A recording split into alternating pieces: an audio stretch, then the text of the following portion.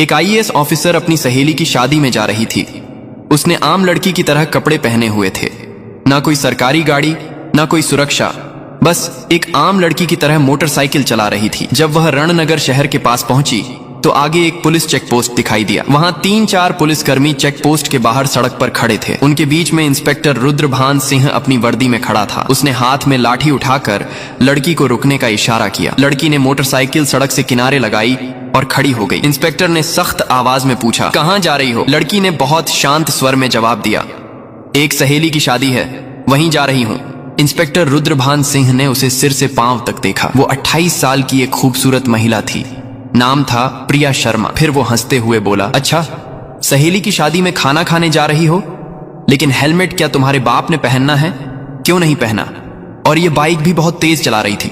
चलो अब चालान कटेगा। ऐसा कहते हुए उसने चालान की पर्ची निकालनी शुरू कर दी। प्रिया समझ चुकी थी कि उसकी नीयत ठीक नहीं है और ये सब एक बहाना है। उसने कहा, सर, मैंने कोई कानून नहीं तोड़ा है। ओ मैडम, हमें कानून मत सिखाओ, रुद्रभान सिंह झल्ला कर बोला।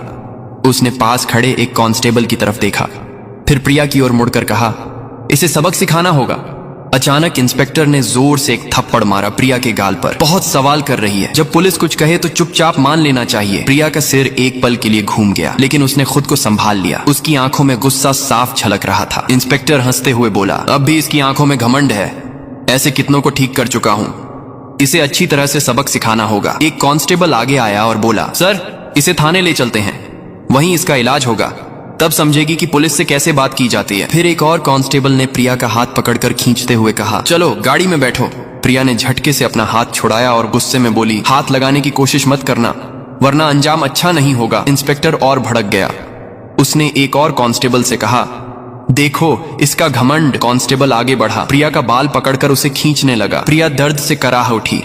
फिर भी उसने अब तक अपनी असली पहचान नहीं बताई थी। वह देखना चाहती थी कि यह लोग कितनी नीचता तक जा सकते हैं। इसी बीच एक पुलिसकर्मी ने गुस्से में उसकी बाइक पर लाठी मार दी और ऊंची आवाज में बोला, बड़ी आई साधु बनने वाली, अब तुझे खिलौना बनाकर खेलेंगे। प्रिया अब अच्छे से समझ चुकी थी कि उसके साथ क्या होने वाला है और यह लोग कितना नीचे गिर सकते हैं। इंस्पेक्टर की आंखों में गुस्सा भरा था। वो जोर से चिल्लाया, तेरे जैसे कई होशियार देखे हैं, पुलिस से पंगा लेगी, आज मजा चखाएंगे।